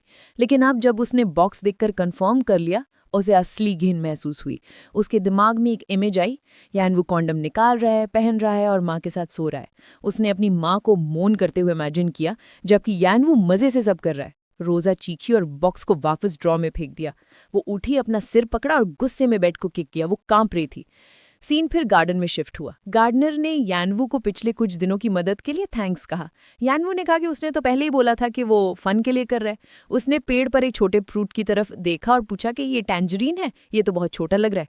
गार्डनर ने हंसकर कहा कि नहीं, ये कमकुआट है, बिल्कुल अलग फ्रूट। उसने यानवू को ट्राई करने के लिए एक दिया। यानवू ने हाथ बढ़ाकर लिया और खा लिया। वो बोला ये बहुत सावर है। गार्डनर शर्म से लाल हो गई। परेशान होकर उसने वाटर होस खींचा और यानवू पूरा भीग गया। वो घबरा गई और बार बार माफी मांगने लगी। यानवू हंसते हुए बोला कि कोई बात नहीं, ठंडा और अच्छा लगा। गार्डनर शर्म से लाल हो गई। उसे अपने साथियों की एक बात याद आई। उन्होंने कहा था कि घर में एक मेल गेस्ट है, लेडी रोज़ा की उम्र का। वो सोचती थी कि शायद चेयरमैन का कोई रिलेटिव है या यंग लेडी का कोई जानकार, लेकिन वर्कर ने कहा था कि वो लड़का दरअसल चेयरमैन का लवर है। गार्डनर ये सुनकर शॉक में रह गई थी। दूसरे वर्कर ने कहा कि रोज़ा भी हैरान थी। उसे लग रहा था जैसे ये मामला किसी सस्ती ड्रामा स्टोरी से निकल कर आया हो। वे लोग सोच रहे थे कि चेयरमैन आखिर कैसे अपने बेटे जितने कम उम्र के लड़के के साथ जुड़ सकती है। उनमें से एक ने बताया कि उसने उस लड़के को देखा है, लंबा, अच्छा दिखने वाला, और बोला कि उसे तो सेलिब्रिटी बन जाना चाहिए था, किसी के खिलौने जैसा बनने से बेहतर। दूसरे ने ताना मारा कि वो लड़का इजी लाइफ के पीछे भाग रहा होगा। उसे उन्होंने गिगोलो कहा। एक और ने कड़वाहट से कहा कि उसका अपना बेटा आर्मी में है, बर्फ साफ करता है और बहुत कम कमाई मिलती है। फिर किसी ने जोड़कर कहा कि वो लड़का उसके बेटे की उम्र का ही लगता है, और मजाक में बोला कि जब उसका बेटा घर वापस आए तो वो उस लड़के पर नजर रखे, क्योंकि आजकल अच्छे दिखने वाले लड़के जल्दी गलत रास्ते पर चले जाते हैं। गार्डनर ने उनकी गॉसिप में टोकते हुए पूछा कि आखिर चेयरमैन क्यों किसी ऐसे लड़के को चुनेगी। बाकी सबने उसे हैरानी से देखा। उनमें से एक ने कहा कि इसका सिर्फ एक ही कारण हो सकता है। अब जब गार्डनर यानवू के सामने खड़ी थी तो उसे उनकी बात सच लग रही थी। कोई भी उसे देखकर समझ सकता था। उसमें कैसी नेचुरल चार्म थी, उसका व्यवहार शांत था और उसकी हर मूव में नरमी थी। उसकी आंखें इतनी गर्मजोशी से भरी थी कि बिना कोशिश किए कोई भी उसके लिए सॉफ्ट हो सकता था। ऐसा महसूस होता था कि उसका चार्म उसके अंदर बहुत गहराई से बसा हुआ है, जो किसी को भी परेशान कर सकता है, अच्छा या बुरा दोनों तरह का असर डाल सकता है। इन्हें देखते हुए रोजा पास खड़ी थी और उसका पेट मरोड़ खा रहा था। उसे गुस्सा और घिन दोनों महसूस हो रहे थे। कुछ दिन बाद रोजा किचन में आई। यानवू ने उसे देखते ही पूछा कि उसने ठीक से खाना खाया या नहीं, और ऑफर किया कि वो प्लेट उसे दे दे, वो बर्तन धो देगा। उसने नैनी को भी कहा कि वो आज जल्दी चली जाए। रोजा ने प्लेट जोर से डेस्क पर रखी और बाहर चली गई। नैनी हैरान रह गई कि रोजा अपना खाना अपने रूम में लेकर गई थी। वो आमतौर पर ऐसा नहीं करती थी। यानवू ने पूछा कि रोजा वैसे कैसी होती है। नानी रुक गई, समझ नहीं पा रही थी कैसे बताए। फिर उसने कहा कि रोजा एक काम और मैच्योर लड़की है। जो कभी गुस्सा नहीं करती और ना ही आवाज उठाती है। यानवू ने कहा कि उसे तो हमेशा ऐसा लगता है कि वो उस पर गुस्सा है। ये सुनकर नानी थोड़ा चौंकी। उसने कहा कि शायद उनकी क्लोजनेस नहीं बनी है अभी। यंग लेडी नए लोगों से शाय रहती है, इसलिए उसने यानवू से कहा कि वो इससे दिल पर ना ले। यानवू ने कहा कि उससे इससे बुरा नहीं लगा, बस ख्याल आ गया था। कुछ देर बाद सिरियन घर आई फोन पर बात करते हुए। वो कह रही थी कि इस बार इवेंट उसकी विला में होगा, पिछले वाले जैसा, लेकिन इस बार और बड़ा होगा। उसने कहा कि असेंबलीमैन यूंग उसका साथ देगा। उसने अपना बैग यानवू को दिया और कपड़े बदलते हुए प्रेसिडेंट सीयू को बुलाया कि मर्चेंडाइज की तैयारी करे। उसने कहा कि अगर वो इवेंट में आने वाला है तो पहले से बता दे। कॉल खत्म करके उसने थकान की सांस ली और कहा कि उससे नहाना चाहिए। यानवू ने पूछा कि कॉल किस बारे में है। सिरियन ने कहा कि वो जल्दी ही कुछ गेस्ट्स को बुलाने वाली है। यानवू ने पूछा वजह, तो सिरियन ने उल्टा उससे पूछा कि वो इतना क्यूरियस क्यों है। यानवू ने कहा कि उसे लग रहा था कि वो और ज्यादा बिजी होने वाली है, जबकि वो पहले से ही अकेलापन महसूस कर रहा है। सिरियन ने उसे छेड़ा कि क्या वो कंप्लेन कर रहा है। यानवू हल्की मुस्कान के साथ उसके पास आया और बोला कि अगर वो कहे कि वो कंप्लेन कर रहा है तो क्या वो उसे कंफर्ट करेगी। उसने उसे किस किया, उसके हाथ उसकी शर्ट के अंदर गए और उसने उसका ब्रा खोल दिया और उसके होंठ उसकी स्किन को छूते हुए धीरे धीरे नीचे की ओर बढ़े। सिरियन ने धीमी आवाज में कहा कि अच्छा लग रहा है। उसे आगे जारी रखने को कहा, आधी मुस्कान के साथ उसे देखती हुई। अचानक उसने उसका गला पकड़ लिया। उसकी आवाज नरम थी लेकिन अजीब। उसने कहा कि आज वो बहुत सुंदर लग रहा था। उसने पूछा कि वो इतनी सुंदरता क्यों रखता है। यानबू थोड़ा कांप गया। उसने पूछा कि क्या वो सचमुच ऐसा सोचती है। सिरियन की मुस्कान तेज हो गई और उसने उसके सेंसिटिव जगह पर चोट कर दी। दर्द से वो करहा उठा। उसने उसका हाथ पकड़ के दबा दिया। यानवू सांस लेने में संघर्ष कर रहा था। वो पीछे हटकर खांसने लगा और सिरियन हल्की हंसी हंसते हुए उसे बेबी कहकर ऊपर वाली सीढ़ी पर बैठ गई। उसने पूछा कि उसका दिन कैसा था। यानवू ने कहा कि उसने बस दिन काटा है। सिरियन ने कहा कि वो देर से आई है तो रोजा के साथ खाना खाया होगा, क्या ऑकवर्ड रहा। यानवू ने कहा कि नहीं, उन्होंने साथ नहीं खाया, रोजा अलग से बाहर जाके खाई थी। सीन बदलकर शॉप में चला गया। रोजा ने कहा कि वे उसके बिना भी शॉपिंग कर सकती थी। सिरियन ने कहा कि एक इवेंट आने वाला है तो इसे उसी इवेंट की शॉपिंग समझ लो। उसने कहा कि ड्रेस अच्छा लग रहा है, लेकिन रोजा को अजीब लग रहा था। अपनी माँ और अपनी माँ के इतने छोटे बॉयफ्रेंड के साथ शॉपिंग करना उसे अनकंफर्टेबल कर रहा था। शॉपकीपर ने सिरियन की बॉडी की तारीफ की और कहा कि उनकी new clothing line elegant look पर फोकस करती है। उसने कहा कि सिरियन उस आउटफिट में प्रिंसेस जैसी लगेंगी। सिरियन ने यानवू की तरफ देखा। यानवू मुस्कुराकर बोला कि हाँ, वो सचमुच प्रिंसेस जैसी लगेंगी। रोजा ने दांत भींच लिए। उसे मारने का मन कर रहा था। उसी समय सिरियन को फोन आया और उसने हल्की गाली दी। बोली कि ऑफिस में कोई इशू आ गया है। रोजा ने पूछा कि क्या वो शॉपिंग खत्म करके जाएगी। सिरियन ने कहा नहीं, अभी तक सिर्फ रोजा के कपड़े लिए गए हैं। स्टोर खाली करवाया गया था सिर्फ उनके लिए, इसलिए बिना कुछ खरीदे जाना ठीक नहीं होगा। उसने कहा कि वे लोग शॉपिंग खत्म करके घर आ जाए। जाने से पहले उसने रोजा से कहा कि वो यानवू के लिए भी कुछ अच्छे कपड़े चुन ले। रोजा एक पल के लिए रुक गए। उसे यकीन नहीं हुआ कि उसके माँ ने ये कहा। अपने माँ के बॉयफ्रेंड के लिए कपड़े चुनना उसे अजीब लग रहा था, लेकिन वो मना नहीं कर सकती थी। रोजा ने अपनी माँ के टेस्ट के बारे में सोचा। उसे पता था कि उसकी माँ की पसंद सिर्फ टेस्ट नहीं थी, वो उसे अच्छी तरह जानती थी। लेकिन रोजा को लगने लगा कि क्या उसकी माँ वास्तव में उसे जानती भी है। उसकी यादें वापस आईं जब उसकी माँ ने उसे एक टॉय दिया था, प्यारे तरीके से गिफ्ट रैप करके, जिससे उसे छोटी सी खुशी मिली थी। इसी बीच यानवू पास में अलग अलग आउटफिट्स ट्राई कर रहा था, अपने ग्लासेस ठीक करते हुए। रोजा उसे देख रही थी, नाखून चबाते हुए। अटेंडेंट एक टाई ठीक कर रही थी। इस टाई को देखकर रोजा को एक डार्क मेमोरी याद आई। बिल्कुल ऐसी ही टाई से उसका टेडी बेयर कभी गला घोंटकर फेंका गया था। यानवू को इतने अच्छे कपड़ों में देखकर उसकी बेचैनी और बढ़ गई। सीन बदलकर एक पब में चला गया। वहां पर एक चेयरफुल लड़की ने एक आदमी को देखकर पूछा कि क्या वो नया है और अभी शुरुआत की है। उसने मुस्कुराकर कहा कि वो उसके साथ काम करने के लिए एक्साइटेड है। लड़की ने उसे क्यूट कहा और बोला कि वो आज के लिए उसे ही चुनेगी। एक और आदमी ने मजाक में कहा कि क्या वो उसे छोड़ रही है सिर्फ इसलिए कि नया लड़का आ गया है। रिसेप्शन पर एक औरत मॉनिटर देख रही थी जब जीन अंदर आया और नूना को बुलाया। वो चौंक गई और पूछा कि उसके साथ आया हुआ यंग लड़का कौन है। उसने पूछा कि वो नीचे क्यों आया है। उसने कहा कि क्या उनका यंगेस्ट जेंटलमैन मिलने आया है। उसने पूछा कि वो क्यों आया और बोला कि वो उसके लिए कुछ प्रिटी लड़कियां बुला देगी। जेन ने जल्दी से कहा कि उसके पिता उसे मारेंगे अगर वो ज्यादा देर रुका, वे बस ड्रिंक और हेलो कहने आए हैं। औरतें हंसने लगी और जेन से पूछा कि क्या वो किसी हैंडसम लड़के को जानता है जिसके पास पैसे ना हो ताकि वो उसे लेकर आए। उन्होंने कहा कि वो उसे गुडारली रेट देंगी, बस बात करने के लिए, टच भी नहीं करना पड़ेगा। यान ने मुस्कुराते हुए कहा कि उसके दोस्तों में वो सबसे हैंडसम है, बस उसकी ये कमी है कि उसके पास पैसे हैं। लड़की ने उसे टोन ठीक रखने को कहा, लेकिन उसे उसकी बातें मजेदार लगी। यन ने चारों तरफ देखा और कहा कि यहाँ काम करने वाले सारे लड़के अजीब तरह से हैंडसम हैं। उसने फिर कहा कि हर एक इतना अच्छा कैसे दिखता है। लड़की ने कहा कि यहाँ के सबसे अच्छे दिखने वाले लड़के ने अपना कर्जा चुका दिया और गायब हो गया है। जेन ने आईब्रो उठाई और पूछा कि ऐसा काम करते हुए कोई इतना पैसा कैसे चुका सकता है। लड़की ने कहा कि एक वीआईपी क्लाइंट ने उसे एक्सक्लूसिव रखा था पूरे 2 महीने और पैसा नी से आया होगा। उसने कहा कि यानवू इतने कम 6 महीने में इतना नहीं कमा सकता था, क्योंकि वीआईपी क्लाइंट्स को डायरेक्टर संभालता है और किसी को पता नहीं कि वो किस औरत के साथ गया था। उसने गुस्से में कहा कि अगर वो आदमी उसे फिर कभी दिख गया तो वो उसे मार देगी। जियन को ये सुनकर डर लग गया। उसने रोजा को आवाज दी, याद दिलाया कि 5 बज चुके हैं और पूछा कि क्या वो निकल नहीं रही, और ये भी कहा कि अंदर जाने से पहले कुछ खा लेते हैं। रोजा ने जवाब नहीं दिया तो उसने फिर कहा। इस बार रोजा ने गुस्से में उससे डांटा कि उससे बात मत करो। यैन ने शांत होकर कहा, वो तो बस उसके साथ खाना खाना चाहता था, बस इतना ही। तभी अचानक रोजा ने उसे डैड कह दिया। वहां मौजूद सब रुक गए। असिस्टेंट्स ने एक दूसरे को देखा और फुसफुसाए कि क्या उन्होंने सही सुना या गलत, कि वो किसे डैड कह रही थी। रोजा को अपनी गलती का एहसास हुआ और वो भड़क गए। उसने पूछा कि क्या यैन उसे ऐसे ही परेशान करता रहेगा। उसने पूछा कि क्या उसे लगता है वो ऐसे दिखाएगी कि कुछ हुआ ही नहीं। उसने कहा कि वो खुद को रोकने की बहुत कोशिश कर रही है।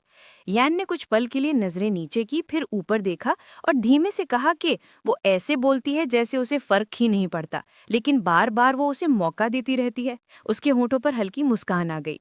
रोजा ने ठंडी बिना एक्सप्रेशन वाली आंखों से उसकी ओर देखा। तभी असिस्टेंट सामान लेकर लौटी, लेकिन रोजा रुके बिना अपना बैग उठाकर बाहर चली गई।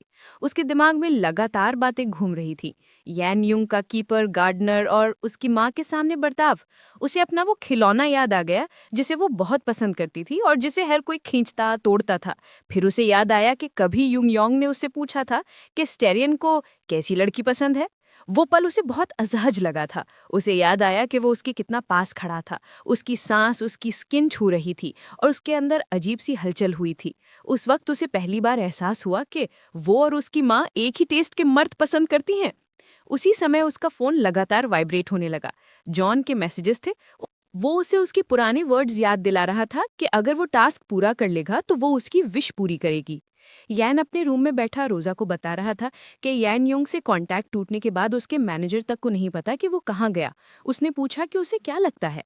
उसके हिसाब से तो शुरू से ही साफ था, लेकिन टाइमिंग कुछ ऐसी थी कि उसे लगा कि वो आदमी शायद उसका यान योंग ही था। जब वो मोबाइल पर ड्रेसेस देख रहा था, उसे दूसरी तरफ से कोई रिप्लाई नहीं आया। उसने सोचा कि रोजा क्यों नहीं जवाब दे रही। जहान ने कहा कि जो भी उसे पता था सब बता दिया। अब वो खुद भी क्यूरियस हो गया उस आदमी के बारे में। फिर खुद ही बोला कि वो आदमी तो बस 2 साल बड़ा था। हंसते हुए बोला शायद उसे बड़ा भाई कहना चाहिए। उसने कहा कि उसने कभी नहीं देखा कि रोजा किसी के बारे में इतना सोच रही हो। तभी दूसरी तरफ से अचानक तेज आवाज आई। जहान ने भौएं चढ़ाई और बार बार उसका नाम लेकर पूछा कि क्या हुआ। उधर रोजा के कमरे में फोन मिरर से टकराकर टूट गया था। रोजा खड़ी थी। उसके दिमाग में एक तेज रफ्तार कार का सीन आया। कार की टक्कर, क्रैश की आवाज और अचानक दर्द। उसने कहा कि उसे पहले भी कार ने टक्कर मारी थी। जॉन को उसका हाई स्कूल वाला एक्सीडेंट याद आया। उसने पूछा कि वो अभी ये बात क्यों कर रही है। रोजा बोली कि अभी भी वही फीलिंग हो रही है, जैसे उसे फिर से टक्कर लगी हो। उसने कहा ये दर्द था, लेकिन इसी ने उसे रियलिटी में वापस ला दिया। बाद में गार्डन में गार्डनर कमक्वाट इकट्ठा कर रहा था। उसे लगा ये छोटे ब्राइट फ्रूट सजावट के लिए परफेक्ट हैं, लेकिन चेयरमैन और यंग लेडी कभी गार्डन का कुछ नहीं खाते, तो उसे हमेशा गिरा हुआ फल साफ करना पड़ता था। उसे लगता था इतने फ्रेश फ्रूट्स फेंकना भी खराब है। उसने सोचा कि आखिर ये सब तो उसका तो है नहीं, तो वो एक सैक लेने चली गई। गार्डन से गुजरते हुए उसने सोचा कि यानियों कितने दिन से आया क्यों नहीं। वो तो रोज आता था मदद करने और उससे बातें करने। उसे लगा कि शायद वो बाहर गया होगा, लेकिन वो बिना चेयरमैन के घर से निकलता नहीं था। उसने सोचा कि शायद वो अंदर ही होगा और वो शैक की ओर बढ़ गई। अंदर कदम रखते ही वो रुक गई। यान ह्यूंग वहां काउच पर सो रहा था। उसका दिल तेज धड़कने लगा। उसने खुद से पूछा कि वो यहाँ क्यों सो रहा है। वो मान नहीं पा रही थी कि वो इतने करीब से कितना अच्छा दिखता है। उसके फेस के फीचर इतने सॉफ्ट और साफ थे कि कई फीमेल सेलिब्रिटीज से भी अच्छे। उसने उसे देखते हुए धीरे से कहा कि चेयरमैन तो बेवकूफ है, ऐसा आदमी घर में बंद करके रखा है। उसने कहा कि क्या बेकार बात है कि इतना खूबसूरत आदमी दुनिया से छुपाया हुआ है। फिर उसने सोचा कि शायद ऐसे बैकग्राउंड वाला लड़का ऐसा ही लाइफ में रहता है। उसने उसे काफी दिन देखा था, वो रूड नहीं था, न ही गलत आदतों वाला। अभी भी वो शांत और नरम लग रहा था। उसने सिर हल्का झुकाकर सोचा कि वो गार्डन रूम में ऐसे ही कैसे सो सकता है, जबकि उसे पता है कि सिर्फ वही यहाँ आती है। उसकी इनोसेंस, उसकी पोलाइटनेस और उसका व्यवहार उसे याद आया। वो खुद से बोली कि अगर कभी उसका मन उससे छूने को होता तो ये उसकी गलती नहीं थी। उसे पता था कि ये लड़का अच्छी तरह समझता है कि औरतें उसे देखकर क्या सोचती हैं। उसने सोचा कि कोई लड़की कैसी लाइफ जीती होगी अगर वो अपनी माँ की उम्र के आदमी को डेट करे, जबकि वो सिर्फ 24 का है। लेकिन वो मान नहीं पा रही थी कि वो कितना सुंदर है। उसने खुद से पूछा कि क्या वो अपनी पूरी लाइफ में कभी उससे ज्यादा अच्छा दिखने वाला लड़का देख पाएगी। उसका हाथ रुक रुक कर आगे बढ़ा। जैसे ही उसकी उंगलियां यान की गाल पर लगी, उसे उसकी स्किन की गर्मी महसूस हुई। अचानक यान यूं हिला। उसने बिना चेतावनी उसकी फिंगर्स अपनी लिप्स के बीच पकड़ ली और हल्के से काट लिया। गार्डनर सख्त हो गई, उसकी सांस रुक गई। जब उसकी टंग उसकी स्किन को छुई, वो पीछे नहीं हटी। उसकी धड़कन तेज हो गई और उसने डर डर के फिर अपनी उंगलियां उसके मुंह में डाल दी। तभी बाहर से तेज आवाज आई। गार्डनर चौंक गई और उसने हाथ पीछे खींच लिया। उसका दिल तेज धड़क रहा था। उसने खुद को कोसा कि वो क्या कर रही थी। वो मुड़ी और बाहर आई। वहां रोजा खड़ी थी। रोजा की आंखें ठंडी थीं, उसका चेहरा बिना किसी भाव के। उसने साधारण आवाज में पूछा कि गार्डनर आज बहुत मेहनत कर रही है क्या? गार्डनर ने डर डर के उसे नमस्ते किया। रोजा आगे बढ़ना चाहती थी, लेकिन गार्डनर ने घबराकर उसका रास्ता रोक लिया। रोजा ने आईब्रो उठा के पूछा कि वो क्या कर रही है। गार्डनर ने जल्दी से कहा कि अगर रोजा को कुछ चाहिए तो वो खुद ले आए, क्योंकि अंदर धूल है और वो उसके लिए अनसेफ हो सकता है। रोजा की नजर सख्त हो गई। उसने जमीन से एक शवल उठाई और गार्डनर की तरफ दिखाते हुए कहा कि ये बाहर पड़ी मिली थी, क्या ये यहीं की है? गार्डनर ने जल्दी से उसे पकड़ लिया और माफी मांगी कि उसने बस थोड़ी देर के लिए रखा था। रोजा ने कहा कि हाँ, उसे ये पसंद नहीं कि चीजें ऐसे यहाँ वहां पड़ी रहें। गार्डनर ने सिर झुका दिया और कहा नेक्स्ट टाइम ध्यान रखेगी। लेकिन जैसे ही वो मुड़ी, रोजा के वर्ड्स ने उसे रोक दिया। रोजा ने पूछा कि चोरी चोरी खाना मजेदार होता है क्या? गार्डनर डर गए और बोले कि फ्रूट्स तो वैसे भी पड़े रहते हैं और थोड़े लेने से क्या फर्क। रोजा ने उसे कुछ पल देखा और फिर कहा कि हाँ ठीक है, अब जा सकती हो। गार्डनर जल्दी से निकल गई। रोजा अंदर गई और यानयुंग को सोता देखा। उसने उसे देखकर कहा कि उसकी माँ का लवर सिर्फ दिखाने के लिए रखा हुआ एक गीगो है। उसने उसका हाथ पकड़ा और उसे पॉपा कह के मजाक किया, पूछते हुए कि वो इतना बुरा हाल कैसे बना सकता है। फिर सीन अतीत में गया। रोजा कार में बैठी थी, उसकी आंखें लाइफलेस थी। सूर्यान ने कहा कि बहुत देर हो रही है और उनकी डॉटर को कार से खो जाएगा। गार्ड ने चेयरमैन को बताया कि वे एस्टेट पहुंचने वाले हैं। सूर्यान ने रोजा से कहा कि वो जल्द पहुंचेंगे और उसकी माँ काम कर रही है तो वो इंतजार कर ले। रोजा ने चुपचाप कहा ठीक है। उसने विंडो से बाहर देखा। एक छोटा लड़का अकेले गेट के पास खेल रहा था। वर्तमान में वापस आते हुए रोजा यान की आवाज से चौंक गई। वो कॉलेज की हॉल में थे। जॉन उसका नाम लेकर फोन दिखा रहा था और शिकायत कर रहा था कि फोन बंद हो गया है। उसने पूछा कि वो इतनी गहरी सोच में क्या थी और उसने अपने डीएम क्यों नहीं देखे। फिर उसने उससे आग्रह किया कि वो कोई एक पोशाक चुन ले, क्योंकि वही उसे पहनने वाली थी। उसने समझाया कि उसने कल ही एक कठिन सिंगल टूर्नामेंट खत्म किया था और ये उसके लिए अंतिम पसंद थी। रोजा ने उस पर एक किताब फेंकी ताकि जियान चिल्ला सके कि उसने वादा किया था कि वो उसकी इच्छा पूरी करेगी। रोजा ने कोई प्रभाव नहीं दिखाया और पूछा कि उसने कभी कहा था कि वो उसे इतनी शर्मनाक चीज देगी। उनकी झड़प पर शिक्षक का ध्यान गया, जिन्होंने चिल्लाकर कहा कि शांत हो जाओ, क्लास खत्म हो चुकी है और अब शोर मचना बंद करो। उन्होंने ये भी कहा कि अगर तुम्हारे पास लड़ाई करने का इतना समय है तो मेरे साथ आकर मदद करो। उसे कल के सेमिनार के लिए सामान व्यवस्थित करने में मदद चाहिए थी। बाद में स्टोरेज रूम के अंदर जियान ने चारों ओर देखते हुए कराहते हुए पूछा कि इतनी सारी चीजें यहाँ क्यों हैं? उसने कहा कि शिक्षक ने बताया था कि इसमें सिर्फ 10 मिनट लगेंगे। उसने बड़बड़ाया कि अगर रोजा अनावश्यक चीजें ढूंढने की कोशिश नहीं करती तो वे जल्दी खत्म हो जाते। रोजा ने तुरंत ये इनकार कर दिया, लेकिन जियान ने जोर देकर कहा कि वो ही तो सारा काम कर रहा है, चुनना, खरीदना और यहाँ तक कि उसे तैयार करना। उसने तीखे स्वर में उसे कहा कि कान में दर्द देना बंद करो। बाहर से अचानक रोजा ने कहा कि जिस तरह की इच्छा वो सोच रही थी वो कुछ खास कार्यक्रम के टिकट जैसी चीज थी। जियान ने मुस्कुराते हुए छींटाकशी की कि असल में वो चाहता है कि वो अपनी शरीर से उसे आमंत्रित करे। रोजा ने घराते हुए गाली दी कि उसकी बात उसे मार रही है और कहा कि वो पानी लेकर आए ताकि वो अपने कान धो सके। तभी यान ने अचानक उसे पास खींचा, अपने हाथों में बांध लिया और अपने होंठ उसके कान पर लगाया। रोजा चौंकी और पूछा कि वो क्या कर रहा है। जियान मुस्कुराया और कहा कि वो उसके कान धो रहा है और फिर शरारती अंदाज में उसके कान को चाटने लगा, जिससे वो हिल गई। उसने सांस रोकते हुए फिर गाली दी। जब उसने हल्का सा उसके कान काटा, उसका गर्म सांस उसकी शरीर के संपर्क में था। उसने फुसफुसाया कि उसकी आवाज़ इतनी खूबसूरत है जब वो रोती है कि सिर्फ उसे सुनते ही वो अपना नियंत्रण खो देता है। रोजा ने उसे रोकने की कोशिश की, याद दिलाते हुए कि अभी स्कूल में है और कुछ जोखिम भरा नहीं करना चाहिए। लेकिन जियान ने एक छोटी चाबी उठाई, कहते हुए कि प्रोफेसर ने उन्हें दी थी ताकि वे काम खत्म होने पर ताला लगा सकें। जियान ने महसूस किया कि उसने पहले ही सोच लिया था। ऐसे पलों में वो जानता था कि उसे मनाने का एक आसान तरीका था, उसका आत्मविश्वास और समय। जियान ने फुसफुसाया कि उन्होंने कभी ऐसा किसी जगह नहीं किया और पूछा कि क्या उसे ये रोमांचक नहीं लगता। उसने कहा कि जो चीजें नहीं करनी चाहिए उन्हें करना और मजेदार बनाता है। थोड़ी देर में रोजा खुद को मेज पर पाती है, उसकी गति में बहते हुए। जियान ने सोचा कि जिनके पास जीवन में सब कुछ है, उनके लिए केवल इस कमी थी कि उन्हें मजा चाहिए। उसने धीरे से उसकी प्रशंसा की, कहा कि उसकी त्वचा उसके स्पर्श में कितनी मुलायम और गर्म महसूस होती है, और उसे ये भी पसंद आया कि उसका शरीर कितना मजबूत है जब वो उसे पास पकड़ता है। वो उसके मांसपेशियों के कांपने को दूसरों से ज्यादा स्पष्ट महसूस कर सकता था। रोजा शर्माते और परेशान नहीं करो अब, और इतना मत बोलो। जियान हंसता हुआ कहा कि अगर उसके बारे में कुछ उसे आकर्षित करता है तो कुछ जवाब दे। रोजा ने हिचकिचाते हुए मौन में स्वीकार किया कि उसके शरीर के कुछ हिस्से उसे आकर्षित करते हैं, लेकिन वो इसे जोर से नहीं कहना चाहती। जब उसने जवाब नहीं दिया तो हियोन ने फिर से उसका मजाक उड़ाया, कहकर कि वो उसने उसके सामने कई बार कपड़े उतारे हैं। शर्म छिपाते हुए रोजा ने अंततः फुसफुसाया कि उसका अंग बहुत बड़ा है। लेकिन यान ने हंसते हुए पूछा कि क्या यही एकमात्र चीज थी जो उसने पुरुषों में देखी। रोजा ने आंखें घुमाई और कहा कि कोई भी बता सकता है कि वह व्यायाम करता है। क्या यह स्पष्ट नहीं था, और वो और क्या चाहता था कि वो कहे। जियान ने हंसते हुए उसे पास पकड़कर कहा कि वो अपना हाथ दे। जब उसने दिया तो उसने अपनी पीठ पर रखा, कहते हुए कि अपने साथी की शरीर की सराहना करे और उसके प्रयास का सम्मान निभाए।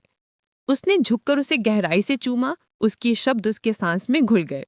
कुछ पल के लिए सब कुछ धुंधला हो गया। कमरे में तनाव बढ़ गया, उनकी गति धीमी लेकिन निश्चित थी। लेकिन जैसे ही रोजा ने अपनी आंखें बंद की, एक और छवि उसके मन में चमकी। यान वू का चेहरा, जिसे उसने पहले थप्पड़ मारा था। उसकी सांस अटक गई और उसके सीने में एक अजीब असहजता फैल गई। जियान ने उसका नाम पुकारा। उसकी आवाज खरी थी जब वो अपनी अंतर चिंतन से अनजान थी। वो धीरे से चिल्लाई जब उसने उसे पकड़ लिया। उसके गाल लाल हो गए थे। जब यान ने पूछा कि रोजा क्या कर रही है और क्या वो उसे मारने की योजना बना रही है, वो उस पर चढ़ गई और पूछा कि वो उसके गाल पर एक बार थप्पड़ मार सकती है ताकि वो भी स्तब्ध हो जाए। जियान चौंकता असहज था कि पूछने लगा कि कुछ परेशान कर रहा है, या सुझाव दिया कि बात कर ले। लेकिन रोजा ने कहा कि उसे कोई समस्या नहीं है, वो केवल एक बार मारना चाहती है। जियान हैरान रह गया, सोचते हुए कि यह उसके लिए असामान्य है। वो ऐसी बात कभी नहीं करती थी, वो हमेशा से ऐसी थी, हमारी पहली रात से। उस रात यान ने उसे पूछा था कि क्या ये वाकई ठीक है, और रोजा चुपचाप सोच रही थी कि क्या यही इम्प्रिंटिंग का अनुभव होता है। मिडिल स्कूल से किसी के साथ सोना गौन के लिए अजीब था, फिर भी उसने सोचा कि वे धीरे धीरे एक दूसरे को जान सकते हैं। जियान ने हिचकिचाते हुए सोचा कि क्या उन्हें डेटिंग शुरू करनी चाहिए, लेकिन रोजा ने बीच में ही कहा कि ये अपेक्षा से ज्यादा मजेदार था और अगर समय सही रहा तो वे फिर से ऐसा करें। फिर भी उनका रिश्ता किसी तरह 2 वर्ष तक जारी रहा, लेकिन जब बात रोजा की आती तो उसे अक्सर उसे समझाने में मुश्किल होती। वो हमेशा अंतरंगता को हल्के फुल्के अंदाज में लेती, जैसे ये सिर्फ मजा है और कुछ गंभीर नहीं। जियान ने सोचा कि उसमें जिज्ञासा की कमी थी। वो दूसरी ओर बहुत सारी चीजें आजमाना चाहता था। उसने सहज बंधन या अन्य तरह के रोल प्ले के विचार भी सुझाने के बारे में सोचा, लेकिन वो जानता था कि अगर वो ये बताएगा तो उसका हाथ उसके चेहरे पर लग जाएगा। हास्यास्पद रूप से यही प्रतिक्रिया उसके भी बकेट लिस्ट में थी और वो सही मौके का इंतजार कर रहा था। लेकिन अब अप्रत्याशित रूप से वो थी जो उसके गाल पर थप्पड़ मारने की बात कर रही थी। जियान ने सोचा कि चूंकि वो स्कूल में इसे करने पर जोर दे रहा था तो उसे भी वही करने की अनुमति होनी चाहिए। फिर भी वो समझ नहीं पा रहा था कि रोजा अचानक ऐसा क्यों कर रही थी। उसने कौन सा मन बदल लिया था। बिना कुछ कहे रोजा ने अचानक जियान के चेहरे पर जोर से थप्पड़ मारा। तेज आवाज कमरे में गूंजी और उसकी सांस तेज हो गई। जियान का गाल चनका और वो पल भर के लिए जम गया। तभी कुछ सहपाठी ने दरवाजे पर आकर खटखटाया और पूछा कि दरवाजा क्यों बंद है, क्योंकि उन्हें स्पीकर बाहर निकालना था। जब रोजा ने जियान से पूछा कि उसका अंग बाहर फंसा है क्या निकालने को कहा, वहीं बाहर किसी ने पूछा कि दरवाजा फंसा है क्या, जबकि किसी ने इसे खींचने की कोशिश करने का सुझाव दिया। एक आवाज ने कहा कि चाबी वहां नहीं है और शायद तीसरी मंजिल के सप्लाई रूम में होगी, इसलिए वो उसे ढूंढने गए। इसी बीच अंदर यान रोजा के साथ पल का आनंद लेने से खुद को रोक नहीं पाया।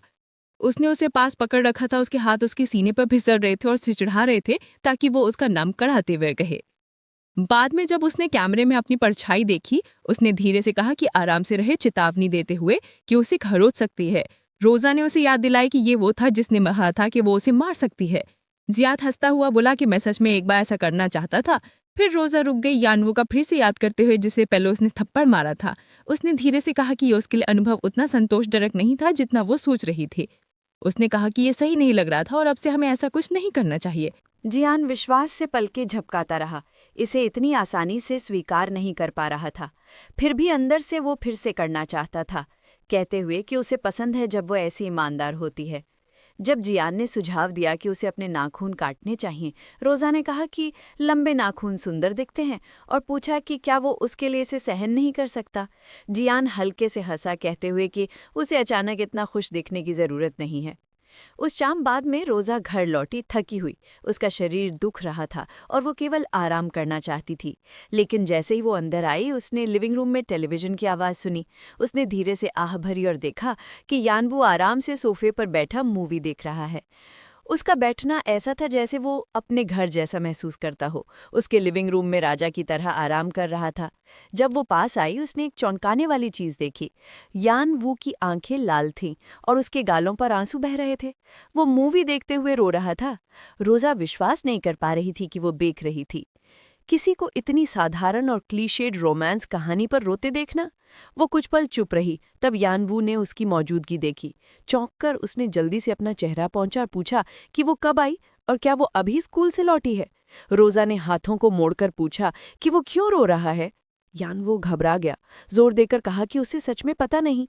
उसने कहा कि वो बस देख रहा था और किसी तरह अनजाने में रो गया। उसकी आवाज़ हल्की कांप रही थी जब वो हंसने की कोशिश कर रहा था। फिर विषय बदलते हुए उसने पूछा कि क्या उसने अभी तक खाना खाया और उसे कुछ बनाने की पेशकश की। कुछ पल के लिए उनके बीच चुप्पी छा गई। यानवू ने उसे छोटा सिर हिलाकर कहा कि वो अब अपने कमरे में जाएगा और अगर उसे कुछ चाहिए तो बुला सकती है। वो उसके पास से गुजरने लगा, लेकिन रोजा ने अचानक उसे रोक दिया। उसकी आवाज़ धीमी थी। उसने कहा कि उसने अभी तक खाना नहीं खाया। यानवू अपने कदम बीच में जम गया, स्पष्ट रूप से उसकी बात से चौंक गया।